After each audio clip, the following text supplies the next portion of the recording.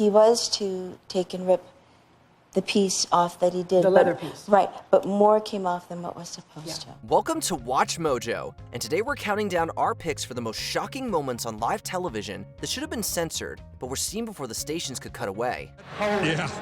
Offense, number 62. Penalty. Number 10. Reporter drops F-bomb and quits on air. TV producers can hardly predict a curse word, let alone a spontaneous on-air quitting. The producers of Alaska's KTVA got both when anchor and reporter Charlotte Green decided she'd had enough of the news. Green was reporting on her own cannabis business venture when the viral incident occurred. Now, everything you heard is why I, the actual owner of the Alaska Cannabis Club, will be dedicating all of my energy toward fighting for freedom and fairness, which begins with legalizing marijuana here in Alaska. Deciding that she wanted to focus more on the state's controlled substance reform laws, Green dropped a clear F-bomb and announced her resignation on air before walking off camera. And as for this job, well, not that I have a choice, but I quit. This profane mic drop moment went viral and garnered a lot of attention and news coverage of its own. Why was this an issue that had particular resonance for you? Well, I love weed. I love it. Number 9. Locker room full coverage. A football locker room is not always an easy place for news cameras. Dallas's WFFA learned this the hard way when they cut to the Dallas Cowboys locker room for some B-roll. Cowboys have a couple of problems they need to fix. They can't run the ball, can't throw the ball, and can't catch the ball. A sports host was reporting on the team's recent struggles on the field before getting ready to hand off the story to another reporter, but things went a bit awry. Enter the now legendary B-roll, which showed a frustrated player with his head in his hands. But that's not what everyone focuses on.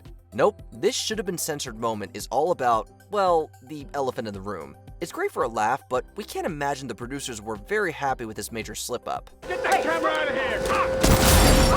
here! Number 8. Football F-bomb. Speaking of football, things can get pretty heated on the field. Luckily, the players are usually not mic'd up, so any frequent cursing often goes unnoticed, but not always. During a game between the Cincinnati Bengals and the St. Louis Rams, Rams guard Harvey Dahl was issued a penalty for holding. Well, he was none too happy with that call. Dahl dropped the F-bomb against the referee, which was picked up by the ref's microphone and broadcast throughout the whole stadium. Yeah. Offense, number 62. Penalty. That's not holding. It could also clearly be heard on the television broadcast, forcing the announcers to apologize. That came right through the referee's microphone. Everyone in the crowd heard it. We apologize. Dahl was also given another penalty for unsportsmanlike conduct. Let's keep the profanity down. I mean it.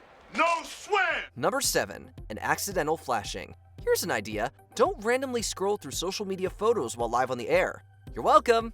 A Denver Fox team was covering a helicopter crash in Seattle when one of the reporters started flicking through viewer-submitted photos. It started well enough, with a dramatic picture of the Space Needle obscured by smoke, but then he kept going, resulting in photos of Edward Scissorhands, some kind of odd-looking baked good, and, well, you know. Seattle guys, that's another photo. You can see the smoke billowing up next to the Space Needle there, that iconic image in Seattle. Man, so that's Edward Scissorhands. The brief flash caused the other 3 reporters to react in shock and even issue a few gasps.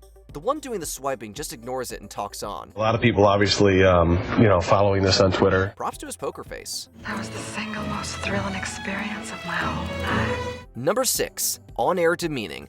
Most public news reports go according to plan, with everyone involved, reporters to subjects to bystanders, respecting the boundaries of civility and live TV, but not always. Over the years, a repeated pattern of harassment of female reporters being demeaned with an astonishingly vulgar and sexist phrase has occurred over and over. The phenomenon originally started through staged videos, but these skits eventually inspired and fueled real video bombings with the same phrase. You know that guy? No. Incidents started popping up all around the world, resulting in many shocked and disbelieving faces and a wave of backlash. Number 5. Obama's BFD. Before becoming the head of state himself, Joe Biden, of course, served as the country's 47th vice president under Barack Obama. I've gotten to know you well enough. You want me to stop because I'm embarrassing you.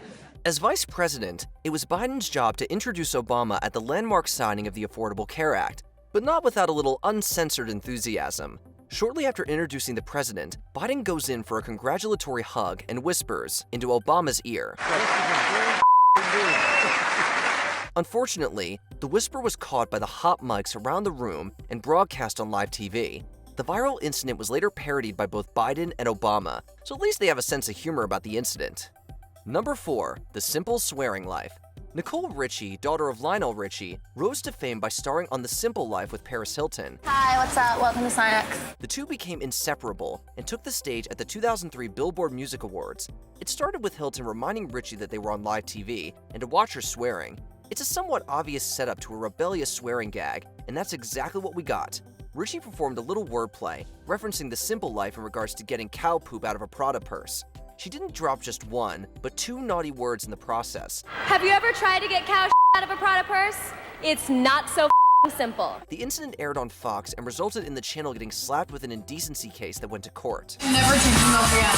Ever again. Number 3. BonosBrilliance. Do you remember the song The Hands That Built America from Gangs of New York? It's a U2 song, and was even nominated for the Best Original Song Oscar. There's a cloud on the New York skyline.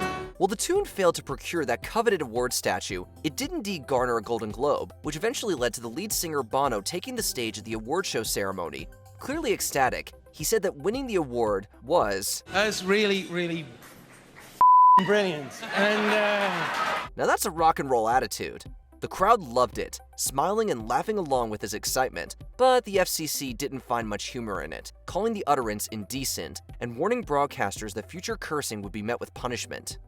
Number 2. Rocket Blast. By 1980, Saturday Night Live was experiencing a lot of turmoil and upheaval, with most of the A-listers having moved on. Hi, Charles Rocket. Charles Rocket was brought in to essentially fill the shoes of Bill Murray and Chevy Chase, and while he performed admirably, his stint on the show did not last long, and thanks to one single word.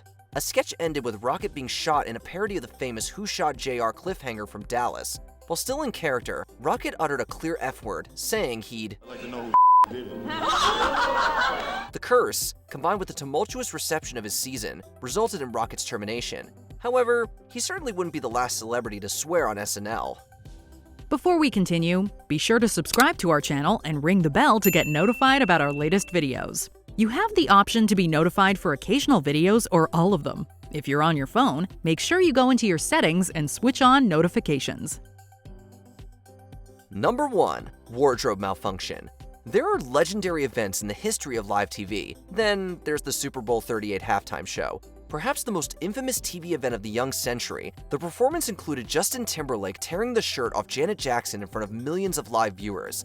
The event made headlines around the world, and the FCC fined CBS $500,000 for the infraction. The outcome also had a ripple effect throughout the entertainment industry, resulting in stricter broadcasting regulations and the term wardrobe malfunction being introduced to common parlance.